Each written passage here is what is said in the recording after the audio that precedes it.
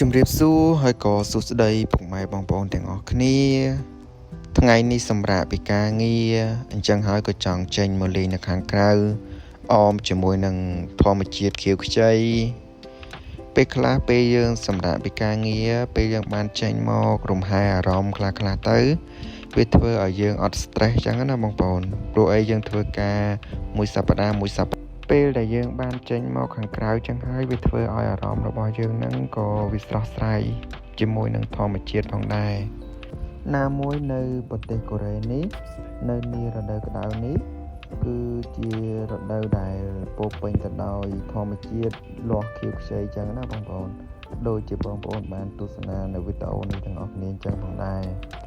ហើយនៅក្នុងវីដេអូនឹងផងដែរខ្ញុំក៏នឹងឆ្លើយសំណួរលពូម្នាក់គាត់បានសួរមកកាន់ខ្ញុំថាពូឃើញក្មួយឯងខំប្រឹងធ្វើការឃើញព្រលឹមបាត់ប្រលប់ចូលហ្នឹងក្មួយឯងអត់មានការចង់សប្បាយនឹងគេទេអីហើយក៏គាត់សួរទៀតថាក្មួយឯងខំប្រឹងធ្វើការម្លឹងពេលដែលក្មួយឯងស្លាប់ទៅក្មួយឯងទ្រព្យសម្បត្តិដែលក្មួយឯងខំប្រឹងរកទាំងប្រមាណហ្នឹងក្មួយឯងអាចយកទៅបានដែរមែនហើយខ្ញុំក៏អត់ខឹងគាត់ហើយខ្ញុំក៏សម្លឹងមើលមុខគាត់ហើយក៏មានទាំងស្នាមញញឹមផងដែរហើយពេលនឹងដែរខ្ញុំក៏បានឆ្លើយទៅកាន់គាត់វិញថាការសប្បាយសម្រាប់មនុស្សម្នាក់គ្មានអ្នកណាដែលថាមិនចង់បានទេលោកពូតែបើខ្ញុំរកបានតិចតួចបើខ្ញុំគិតតែពីការសប្បាយហ្នឹងតើខ្ញុំបានលុយណាដើម្បីផ្គត់ផ្គង់គ្រួសាររបស់ខ្ញុំហើយខ្ញុំខំប្រឹងធ្វើការរាល់ថ្ងៃនេះខ្ញុំមិនខ្លាចនឿយហត់ខ្ញុំមិនខ្លាចសេចក្តីស្លាប់ទេអ្វីដែលខ្ញុំខ្លាចអ្វីដែលខ្ញុំព្រួយបំផុតនោះខ្លាចតែពេលខ្ញុំស្លាប់ទៅខ្ញុំក៏លែកមើលពួកគាត់ការហូបចុកក៏គ្មានគ្រប់គ្រាន់ការរស់នៅខ្វះមុខខ្វះក្រោយរឿងនោះហើយដែលខ្ញុំខ្លាចបំផុតនៅក្នុងជីវិតរបស់ខ្ញុំមួយនេះថ្ងៃនេះតនេពីការងារហើយចឹងអត់ធ្វើការចឹងជិះមកដើរលេងចឹងមានតែកង់មួយទេបងកង់មួយជិះដើរលេងមកថតដោយសារតែឃើញទឹកភាពស្អាតពេកចឹងដល់ថតទៅជូនស្អាតណាស់ស្អាតមែនតើខុសស្រាយបងដល់ពេលមកនៅយើងមកដើរលេងនៅកន្លែងចិត្តខុសស្រាយមែនតើស្អាត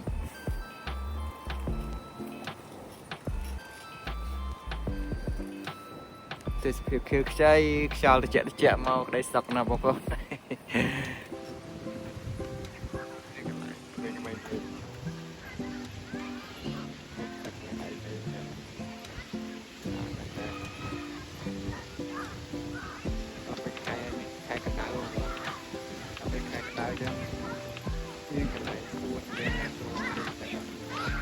្នឹងហើយបងប្អូនណាមួយខ្ញុំទៅចាប់ផ្ដើមដំបងតែខ្ញុំវាមិនសូវពូកែនិយាយអ្វី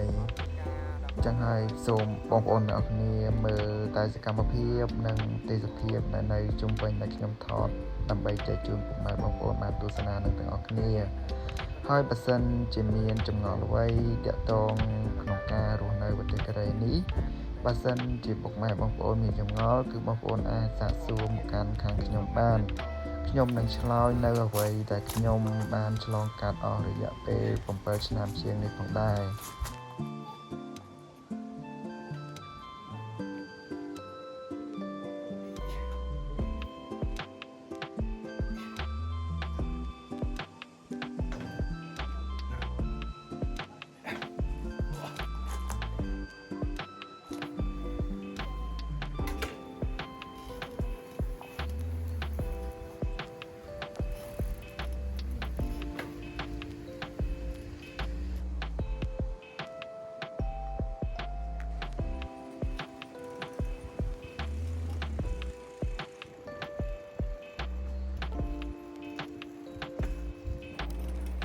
សម្រាប់ខ្ញុំនៅប្រទេសកូរ៉េនេះរដូវដែលខ្ញុំចូលចិត្តបំផុតនោះគឺរដូវស្លឹកឈើលាស់បងប្អូន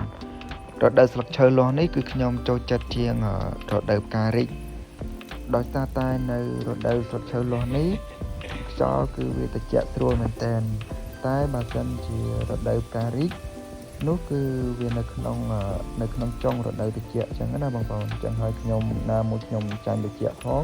គឺខ្ញុំអត់ទៅចូលចិត្តទេហ្នឹងហើយបងប្អូនដល់ពេលខ្ញុំជិះមកដល់កន្លែងនេះគឺមានផ្ទាំងថ្មបងប្អូនដូចបងប្អូនបានឃើញអញ្ចឹងមិនដឹងជាគេឆ្លាក់រូបក៏បងប្អូនគឺគេឆ្លាក់ហើយគឺគេបាញ់ថ្នាំពណ៌សដូចបងប្អូនបានឃើញអញ្ចឹងមិនដឹងជាសត្វអីទៅសត្វអីទេខ្ញុំមើលអត់បានសោះក៏ទៅច្រើនបងប្អូនច្រើនមែនតើក៏ទៅបើផ្ទាំងថ្មកន្លែងហ្នឹងគឺមានច្រើនដូចបងប្អូនបានឃើញអញ្ចឹងហើយក៏ដាក់ផ្ទាំងថ្មមកកន្លែងហើយគឺមានឆ្លាក់រូបភាពមានឆ្លាក់អីអញ្ចឹងណាបងប្អូនហើយគឺបាញ់ថ្នាំពណ៌សដូចបងប្អូនបានឃើញអញ្ចឹងវាមានរូបកណោតផងរូបអីផងមានរូបសត្វប្រើសសត្វអីអញ្ចឹងណាបងប្អូនបានឃើញអញ្ចឹងដឹងសត្វអីដូចជាដង្កូវតិចជ្រូកបន្តិចអីបន្តិចខ្ញុំមើលអត់ដាច់ដែរបងប្អូនបើសិនជាបងប្អូនមើលហើយយល់ច្រើនពេកទៅវាចម្រុះពេកទៅមិនប្រាប់ខ្ញុំនៅខាងក្រោមយើងមើលអត់ស្គាល់ទេដល់អានេះទៀតអានេះដូចជាមានត្រីរូបអីស្អីច្រើនមែនតើតែស្អាតដែរតែបងប្អូនស្អាតមែនតើហើយវាមានរូបច្រើនបងប្អូនដូចបងប្អូនបានឃើញចឹងរូបនិងរូបស្អីខ្លះទេហ្នឹងហើយបងប្អូនទាំងអស់គ្នាវីដេអូហ្នឹងគឺមានតែប៉ុណ្ណឹងទេបើសិនជាបងប្អូនពេញចិត្តនៅវីដេអូរបស់ខ្ញុំកុំភ្លេចជួយ like និង subscribe ខ្ញុំម្នាក់មួយផងដើម្បីឲ្យខ្ញុំមានកម្លាំងចិត្តធ្វើវីដេអូដើម្បីចែកជូនពុកម៉ែបងប្អូនបានទស្សនាទាំងអស់គ្នាទៀតហ្នឹងហើយបងប្អូនជាចុងក្រោយក៏សូមអរគុណហើយក៏សូមជម្រាបលា